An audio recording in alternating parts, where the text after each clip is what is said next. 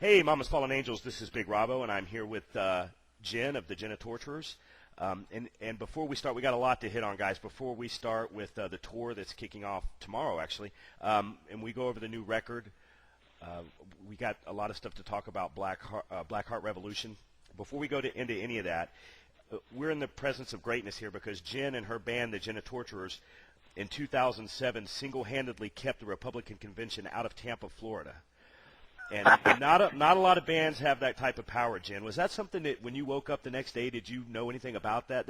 It looked like when I was reading about it that it was not something that you guys actually did. It was just kind of like a third party. Was that something that you guys were laughing about, or how did that come about? I definitely got more than one good chuckle out of it for sure. I mean, because hearing that they just to be mentioned along with it, and I thought it was really funny the fact that the press release was saying that while Minneapolis, I guess they ended up having it where Prince is from, that didn't keep them, that didn't stop them. They definitely didn't want to be anywhere near the stomping grounds of the Genitorturers. Right. Here in Tampa Bay, so. Yeah, talking about, the style of music that a lot of it's visual, as we know. You were there kind of at the beginning, and a lot of people don't really, Marilyn Manson kind of went more of a pop route. The Genitorturers have always kind of stayed a little bit truer to me, have stayed a little bit truer to what they do more. Tell us about, and we're going to go over the bands that you're kind of into now later, but first tell us about some of your influences, Jen. What influenced the Genitorturers and their style of music? Well, for me, I really was influenced early on by Kiss, Alice Cooper, AC/DC.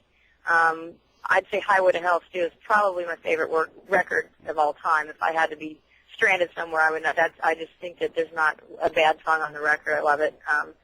And I think it's also, where you are when you hear. I was really young when I heard Highway to Hell, and I was just like, all right, this is cool. I started singing along to it and stuff. So I have Bon Scott's credit for some of my vocal abilities, perhaps. But, and then I really evolved into getting into the whole punk scene. I remember getting the Sex Pistols record when it came out, and just being like, oh my God, okay, now there's this, And another favorite band, the Plasmatics.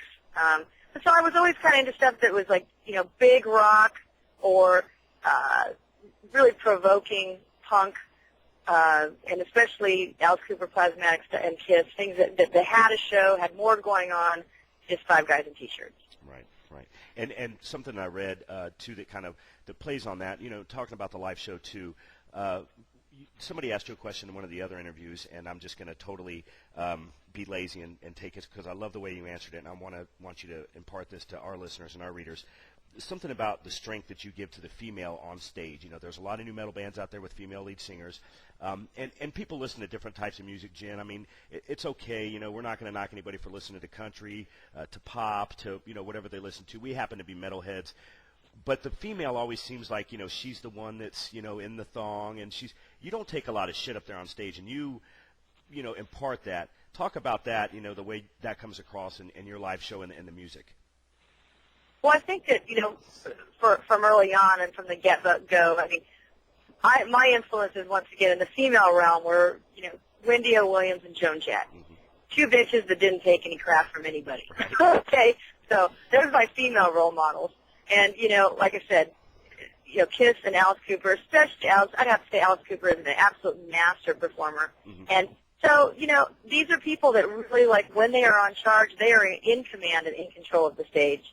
And there ain't no just singing along with the music. And it's really very leading, and there's a lot of strength. And I think that that's been very, throughout the whole history of the Genitorturers, I think people can absolutely take, that's always been there, and it will always be there. So that's important to me, and I think that showing strength and femininity, you can wear makeup and you can, dress up and look pretty, and you can be strong. There's this kind of fallacy in our society that, if you don certain, if you don a skirt, you're instantly, in a passive scenario. And I know that there's, for a long time, there's people that would try to maybe overcompensate, you don't want to be too girly so that, they'll take you seriously and whatever. But I've never been afraid of my sexuality, I guess. And so I've embraced it. Right. And, I mean, that's like a take-home message for people for sure. Yeah, very well said, very well said. Going back to the live gig for a second, Jen, that's something that just, I mean, you can't describe it. When we did a feature on the Genitorturers, folks, as you know, on Wednesday, we kind of highlighted and just let everybody know that they were having a new album coming out, and I posted some of the YouTube videos there of Jen at work on stage. Some of that can't be scripted, Jen. Do you guys go out with a plan, or do you just go out and go, hey, we're going to let the night take us where it takes us? Is some of that planned and some of it not, or is it all unplanned? How do you guys do that?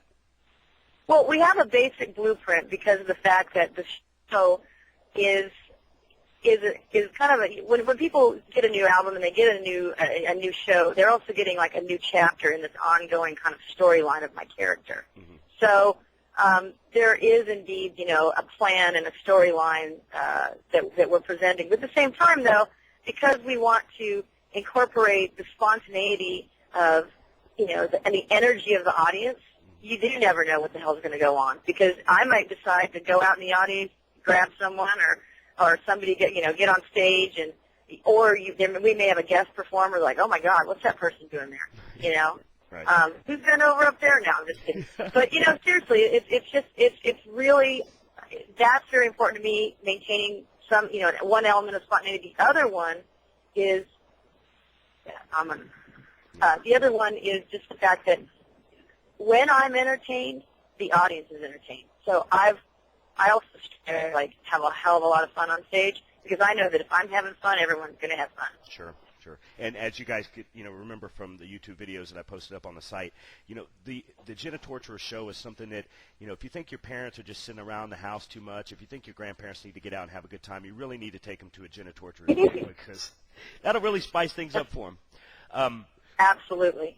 Want to go into Black Heart Revolution. This is a really, really well-done album. I mean, you've worked with people on this record that work with some of the real big names. I mean, you start throwing names like Rob Zombie around, that's something that gets a lot of attention.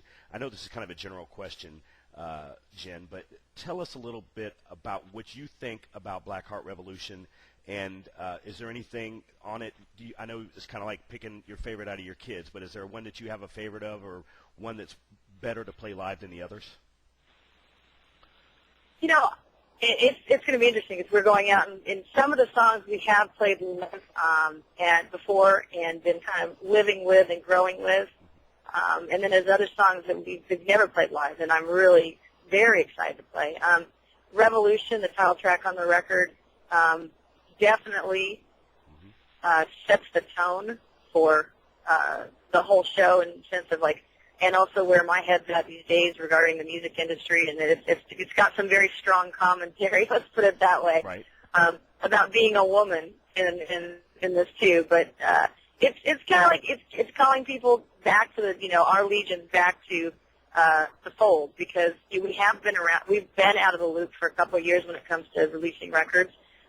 We've been out touring, kicking ass live, doing what we do best, and now it's like, okay, this is the next chapter. So for me, Revolution is extremely important song. And I'd say, though, next to that, my favorite thing that I'm looking forward to would be to play the song Confessions of a Black Heart live because it's more of a moment. It's very twisted and very bizarre. It's probably the strangest song on the record. People who listen to Sin City and liked songs like Four Walls Black and Crucified will definitely dig it. Yep. I think so, too. We really think so around here for sure, too, Jen. And wanted to tell everybody out there, too, when we talk about the live show and we talk about some of the visual stuff that Jen and the guys do, hey, this is a heavy metal band. I mean, these are musicians. I mean, you talk about Evil D and Biz do a lot of things with Dean guitars. I mean, this is still a metal band. I mean, it's a show for sure, but there's still the music is very viable. Exactly. I mean, for us, the music, and it's funny, when you have a show, it's no different than Alice Cooper, because at first, for years and years, because he brought a snake out on stage, everyone just wanted to talk about Snake. Then the guy started writing hit records, like, well, hell, yeah. 18. Think of all the hits he had. Right. And then it was finally he started getting taken seriously. But, the point is whenever you have a show, people do,